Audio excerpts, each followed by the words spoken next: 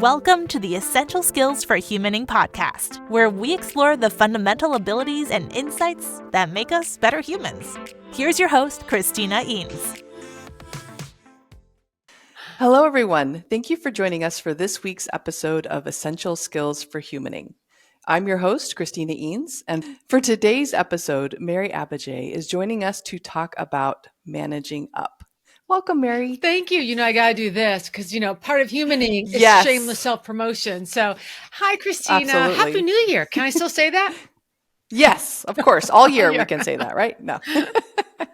Yes, we definitely want to talk about your book of the same title because it is awesome.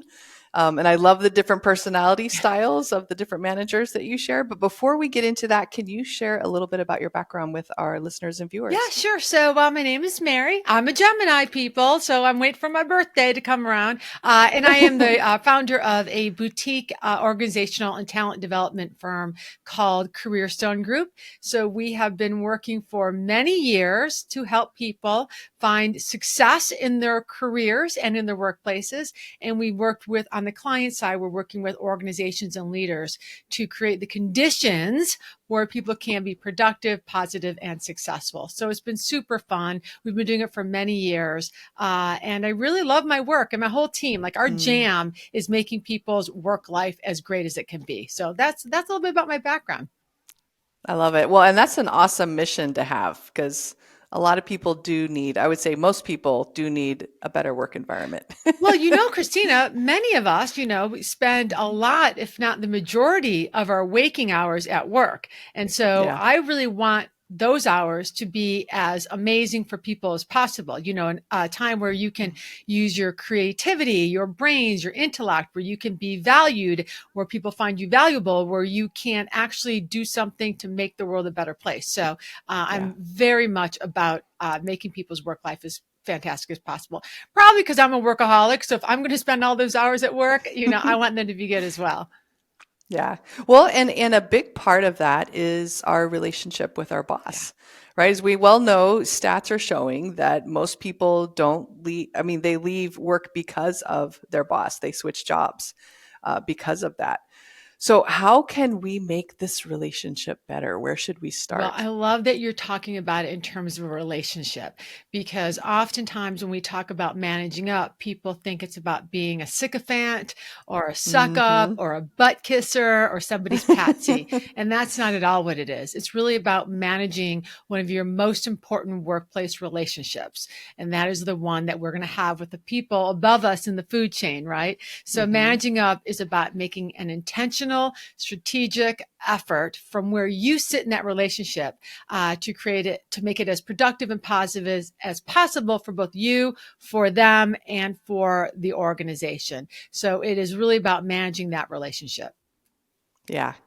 Well, and a lot of times people think it's, well, I don't know. I did when I first started out. It's like the boss has a relationship with you instead of we have a responsibility for half of that relationship more than just quote unquote following orders. Oh, I love that. Yeah. I mean, it's a partnership. And I think all too often people sit back and they just wait for their boss to be the perfect boss, the unicorn boss, their boss to adapt to them, which is great. Hopefully your boss is exhibiting some adaptive behaviors, but let's be honest, most people like the way they operate, and most bosses got to be where they are based on how they did it. So really our power lies in our ability to be adaptive, thoughtful, intentional, and choiceful about how we choose to communicate, collaborate with somebody that has a different level of power, a different perspective, perhaps different priorities, different set of experiences, and oftentimes some different pet peeves than we have. So it's really about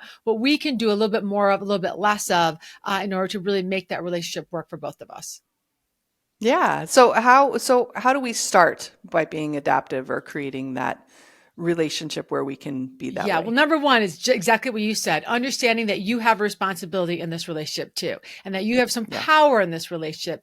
And that really comes from deciding how you're going to approach it. So the first thing I advise people to do is to just take a good look and pay attention to how your boss operates. What are their preferences around communication, collaboration, interaction? What is it like to work with them? And, really just notice how they operate and try not to judge it, right? Because when we judge it, like when we get all judgy, like you should do that and they should do that, then we kind of get trapped in this negative emotional register, our amygdala hijack, and we can't really be strategic. So pay attention to how your boss operates, how they really operate, not how you think they should operate. Then take a look at yourself. What are your preferences? How do you like to communicate? How do you like to collaborate? What are your pet peeves? And again, don't judge yourself, but be honest with yourself. And then take a look at the gap. Like, in what ways do you approach work in the same way? And in what ways are you different? How are your needs, wants, and expectations aligned? Or where are there some gaps? And if you find gaps, and believe me, Christina, there's always gaps unless you are working for yourself, then you're really up to you to figure out what you want to do with those gaps. You could decide that you want to make a request of your boss. Like maybe you want to meet more often with them. Maybe you're going to request them not to micromanage you, whatever it is. Or you can decide what you want to do a little more of, a little less of, a little differently in order to better be in alignment with that boss's style and your style, and then close that gap that way. Yeah, I love that because that gives you control, right? You decide. Yeah. And I also heard quite a bit of emotional intelligence in that, right? Self-awareness, awareness of others. It's so much emotional intelligence, and oftentimes we're really good at applying emotional intelligence to our colleagues, right? And hopefully some bosses are good with it downwards. But oftentimes when it comes to the boss, we kind of lose some of that emotional intelligence. And I think it comes from something you spoke about earlier, which is we have this expectation that our bosses should be good at being bosses. Yeah. And you and I both know that just because you're a boss doesn't mean you're good at it. I mean, most organizations promote people based on these people's technical skills, right? And not on their acumen or aptitude to be a good people manager. So I think we have to manage our expectations when it comes to bosses. And the other thing that's important to think about is we all have our own preferences and proclivities, and what might make a great boss for me might be your worst nightmare, Christina. And so we have to really realize that managing other people is hard, and your boss may not be good at it, or your boss may not be a good boss for you. So then our choice is, do we let our career kind of wither because we don't have a good relationship? Or do we take some action on our part to try to shore up that relationship to make it as productive, as positive as possible? It's all about being choiceful and intentional. Yeah.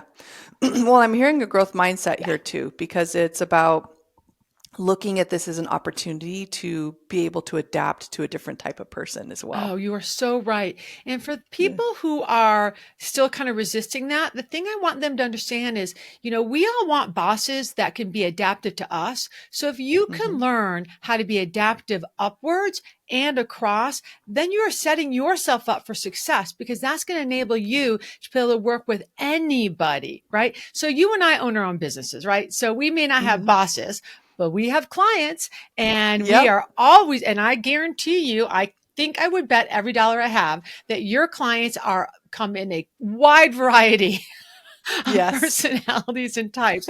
And if we can't learn how to manage up to those different people, those different personalities, then we're not going to be successful. Yeah. So speaking of personalities, I love this stuff. Me too. I do too. Yes. Well, and I love being able to, like you said, read people, observe, see how they interact and stuff.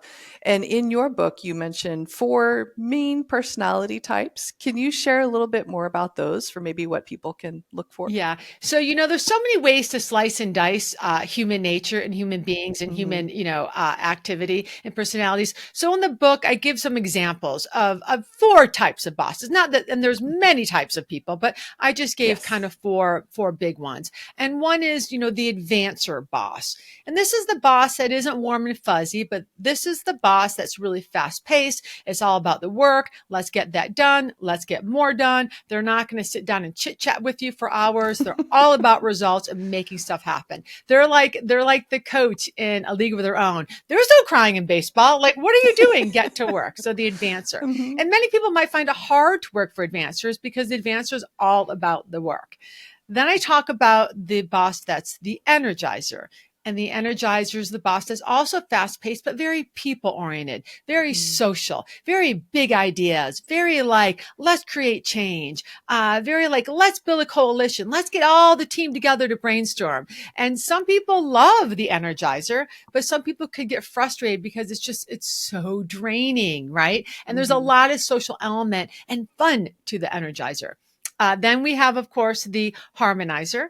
And this is your classically nice boss. This is your boss that's moderately paced. They're very interested in building team. They really care about what everybody thinks. They're going to be kind of slow decision makers because they want everybody's input. They're going to be reluctant to create change, or a little reluctant to give people critical feedback or hold people accountable. They might come across as being a little bit slow, a little bit wishy-washy, the harmonizer. But you're going to love them because they're really nice people. And then, of course, you have the evaluator, which is the person that's very task driven, very moderate paced. This is the person that this is the perfectionist, right? This is the person that needs to have everything correct every time. So it's all about data and facts, the forest and the trees. And they ask lots of questions, and they're not going to make decisions until they can get tons of data. And so they're going to feel almost like Dr. Spock, right? Like very like clinical and very data driven. And it can be really frustrating for people who want to move faster. So these are 4 kind of archetypes of workplace personalities that I think are a good start for you to, when you think about like, what type is your boss and what type are you? Like, I had a woman reach out recently who was an energizer, fast paced, fun, like passionate. And she was working for an evaluator, which was process and like slow and no changes. And they were just clashing. She's like, I don't know what he wants from me. And I'm like, well, if you would actually read his emails, you know, the the full email. Exactly. The 3-page emails where he bullet points everything in the world that's important to him, you might know. So sometimes we just resist when people have different preferences than us. Yeah, I love that. Well, and let's dive deeper right after a short commercial break. Transform your organization with Eanes Training. Our premier interpersonal skills training programs are tailored to enhance your organization's employees in communication, emotional intelligence, leadership, and more. We have a catalog of expert-led courses designed to meet the dynamic needs of today's workforce. With highly engaging in-person, hybrid, and remote sessions, we can help elevate your organization's performance and success. Learn more at eanestraining.com. All right, and we're back. We just covered the 4 different types of bosses and looking at how we're aware of where we're at and where our boss is at. And I know one of the things I totally relate, and I'm sure everyone listening or watching is relating. They've seen themselves and someone and their boss in one of those, but especially on the opposites, like the evaluator and the energizer, what was the A one? The advancer and the harmonizer. The advancer, yes, and the harmonizer, a complete opposite spectrum.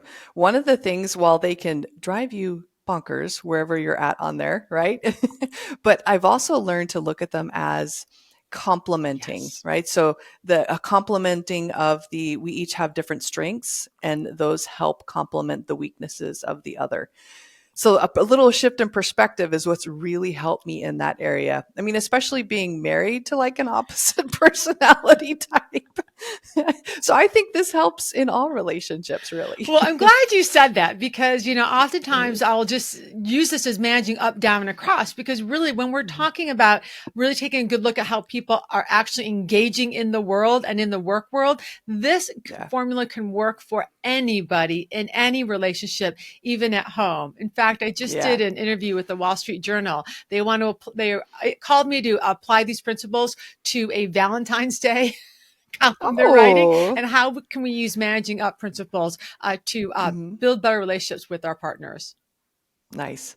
Well, because it really is just about building better relationships. It really is. With just a few little caveats with being, you know, a boss. What would you say are the differences, the main differences in maybe respect for the position? Yeah, well, I think the main difference when we're talking about managing up is there is the power differential, right? And the power differential can get us, make us a little more reluctant to do managing up, and the power differential might sometimes mean some bosses are going to be a lot less open to requests or feedback, right? Yeah. And so that can make it really difficult, that power differential. So oftentimes when people tell me like, oh, I want to give upwards feedback, or how do I get my boss to do something different, I often advise them to first of all, if you have a complaint about your boss, take that complaint and turn it into a request. So inside of every complaint is a request. So if you're not getting enough information, instead of going to your boss and saying, you don't communicate with me enough, like no one wants to hear that, make a request for more communication and be very specific about the communication. The other thing is, I think we often are not really quite sure how the boss is experiencing us. And so it's really important for people to consistently seek feedback from their boss, which means and being specific, don't just say to your boss, how am I doing, boss? How am I doing? That's too big of a question, so find different pieces of either your work or your work product and ask specific questions about that, and really try to hear what they're saying. Even if you don't agree with that feedback, it's going to give you some important information about how that boss is seeing you or experiencing you or your work. Yeah. Something else I'm hearing here too is we often see bosses as like that, that person about almost remember when you're in elementary school maybe and you saw your teacher in the supermarket and you're like, wait a minute, she's at school. Why is she in the supermarket? Why is she a human being? Yeah. So I think we forget that about our bosses too, that they're human and, they're struggling with things just as much as we are. Any thoughts about that and maybe using that to connect with them? Or? I think anytime you can be a human being with another human being, it can be very helpful. During the pandemic, I was talking to a lot of bosses about managing up. And, one of the things that they told me is that for the most part, the vast majority of them said, nobody ever asked me how I'm doing. No one ever asked me what they can help me with. So, taking time to meet with your boss and saying, hey, how's it going for you? Is there anything I can do more of, less of, or differently to help you be successful? I always close my presentations and talks about saying, go have this conversation with your boss. Doesn't have to be a guessing game as to how to work well with your boss. You can go have what I call the priorities, the pet peeves, and the preferences conversation. And that is simply a series of questions where you ask your boss, like, hey, what's your preferred mode of communicating? How often do you want me to check in with you? What's stressing you out right now? What are your current priorities? Take some time to get to know what's going on with your boss and what their preferences are. And you would be shocked, Christina, at how many people don't do this. And it's such a simple thing to do. Yeah. Oh, I totally agree. And I think too, part of that is building trust with your boss, right? They see that you see them as a human, you care about them, you've got their back. It's most likely going to be reciprocated. Most likely, And if your boss doesn't turn around and ask you the same questions, don't despair. At least you're getting information. I did have one person email me recently, said, oh, I took your advice. I went and I had this conversation with my boss. It was great. And then she goes, but he didn't ask me the same questions. Wah, wah, wah. And I said, okay, I get it. Maybe that person will think to do it later. But did you get useful information out of it? She said, yes, I did. Yeah. Yeah. And they may be, an activator that, is just all business and wants to get things done. Exactly. It may not have occurred to them or they may not have cared, but exactly. Which does bring us to another point. And that is for all of you listeners and viewers who may be a manager or a supervisor or a leader of other people. I am going to challenge you with making it easy. For you to make it easy for your people to manage up to you. Bosses have a responsibility to let their people know their needs, their wants, their expectations, their preferences. Don't be that silent, black hole of a boss. Really let your team know what they can do more of, less of, or differently to build that productive and positive working relationship with you. Don't keep them in the dark. Exactly. Well, and for those that are motivated by the bottom line, that just makes the bottom line more attainable. Oh, you are so right. It absolutely does. I try to make it pretty clear to my team the things that really are important to me, including the things that drive me, crazy. My hot buttons, and they're pretty aware of it. And for the most part, they do a pretty good job. Oh, well, now I know people are going to want to know more. So can you share a little bit about how product services, how they can get a hold of you, all that good stuff? Well, thanks for letting me do that. Yeah. So you can come to our website, careerstonegroup.com, and that lists a bunch of our workshops and trainings and our consulting. You could also go to the website for the book, managingupthebook.com, if you're listening to the book. If you want to reach me, you can find me on LinkedIn. That's the best way to find me. Give me a little note saying that you saw Christina's podcast, or you can email me, mary@careerstone.com. Those are the best ways to reach me. I never give my phone number because I don't answer my phone anymore. So, which is something like, if you're not a phone person, you need to tell your colleagues what you are. But if anybody wants a copy of the Managing Up conversation template, you can go ahead and email me, mary@careerstone.com. Mention that you saw Christina's podcast, Essential Skills for Humanizing or Humaning, and I will send it to you. Awesome. Okay, what is your final piece of advice? My final piece of advice is the work world is a social system filled of other human beings. When you are dealing with other human beings, your relationships matter. And the best way to make good relationships is to be a human being with other human beings. We are all in this together. We all have a role to play. And the role I want you to play is to take control of influencing your relationships so they can be as productive and as positive for you and for them. Oh, that is sound advice. Oh, thank you so much for joining us today, Mary. Thank you, Christina. It's always a delight to see you. Thank you for tuning in to the Essential Skills for Humaning podcast. We hope you've gained valuable insights to enhance your journey as a human being. Remember, practice makes progress. Keep honing those essential skills, and until next time, keep being the best version of yourself. For more resources, visit eanestraining.com.